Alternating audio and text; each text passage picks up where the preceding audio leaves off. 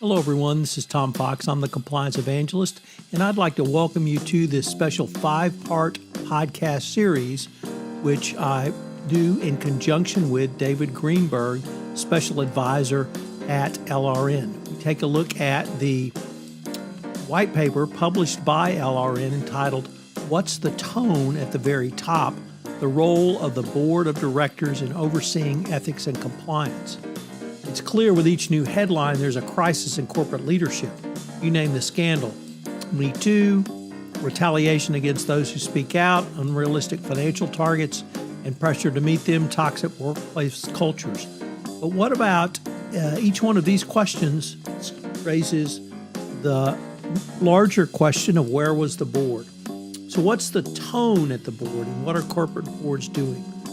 In this special 5-part series, we take a look at why tone at the top is so important, understanding and game planning for your board of directors, why CCOs do not have enough time and enough depth with the board, what are the metrics that a board should be looking at, and how should boards hold senior management accountable, and finally, what's the road ahead? It's a fascinating exploration of a very timely topic. I know you'll enjoy this special 5-part podcast series. This special 5-part podcast series on the role of the board of directors in a best practices compliance program is a special presentation of the Compliance Podcast Network. Episode 1, Introduction, and welcome to the tone at the very top.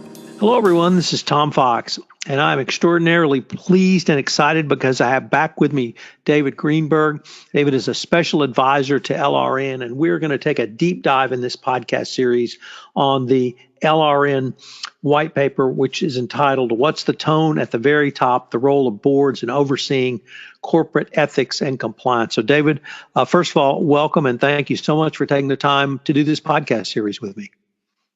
Great to be here.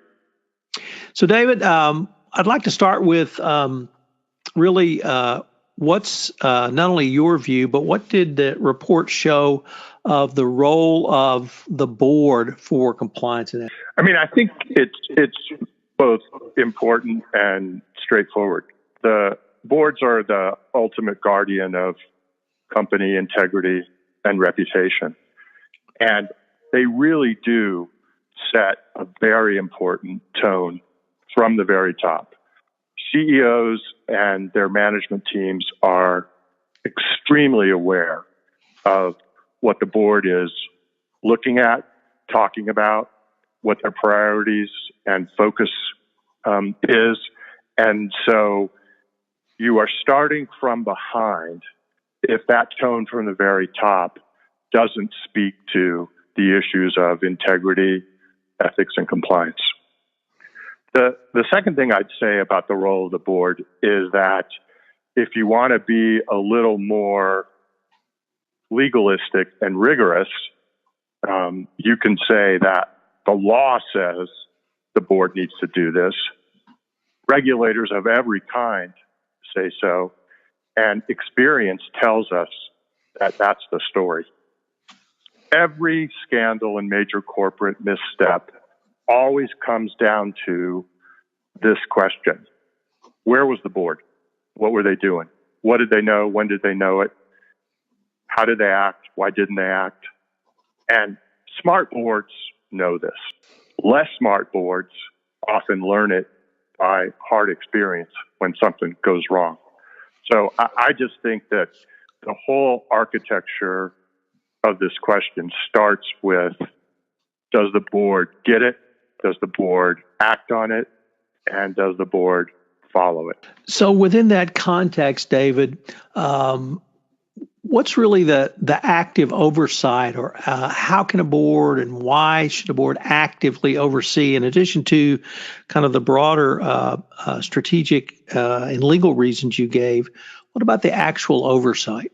Oversight comes down to, does the board take the proposition that it needs to set the tone for company integrity and ethics and compliance, and then translate it into expectations of management that have to come alive in strategy, tactics, action, and behavior.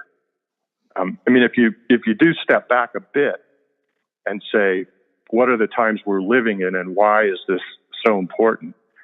I think you have to recognize that the world is changing and fast and is not going back. We're in what my colleague Dov Seidman, LRN's founder, calls a moral moment. We're able to see inside companies as never before. We're interconnected as never before. Expectations of companies are sky high, particularly in light of the lack of trust in other major institutions. And a failure in ethics and compliance, as we see far too often, is more devastating to both corporate reputation and to the bottom line than it ever was before. So boards need to make integrity a priority, or it won't be a priority for the management teams. And, the poor chief compliance officer in that context is really starting off with one hand tied behind her back. What did the report find in terms of disconnects between the E&C function and the board of directors, or what disconnects have you seen, David? I think the biggest disconnect is that there's no real living relationship in most cases between boards and chief compliance officers and the compliance and integrity function and activities. Ethics and compliance is just not generally part of the core board working relationship with the company. If you compare the relationships between boards and ethics and compliance and boards and finance, or boards and legal, or boards and internal audit, you immediately see, an incredible contrast. And, as we'll talk about later, boards and committees are incredibly busy. Agendas are jammed. There are so many mandatory things that have to be done that certain things that don't have a history and don't, feel as urgent in the moment really get left behind. And I think that's the fundamental disconnect that then leads to some more disconnects, which is boards don't make the connection often between ethics and compliance and business strategy. Boards don't understand, in most cases, ethics and compliance strategy and tactics and the real mechanics of how you get a great job done in creating the right ethical climate in a company. And boards lack a framework. They lack a game plan. They even lack the right kinds of metrics for doing their oversight job. And I guess it's implicit in everything I've said, but they don't devote the time or make it a priority. And that attitude inevitably, sometimes invisibly, without purpose or intention, cascades down through senior and middle management. So that, from our study, actually, led most chief compliance officers really to just be making a plaintive cry for more time and attention and focus and understanding. And while it wasn't true in all circumstances, and there are some shining examples of boards that get the relationship right and there isn't a disconnect, the majority situation was really, really sad. David, you started off by talking about the board as, I hope I got this right, the ultimate guardian of a company's reputation. How do we get this message to boards of directors that the ethics and compliance function and the CECO and the corporate compliance and discipline are all tools for the board to use to help protect that reputation? I think one very useful approach would be to look at something that compliance practitioners know very well, which is that the expectations are not just that employees be trained about risks and ethics and compliance, but that, the ultimate overseer, the ultimate responsible party, the board, be trained. And I think that we need to open boards' eyes to what good looks like and how they ought to be doing this job.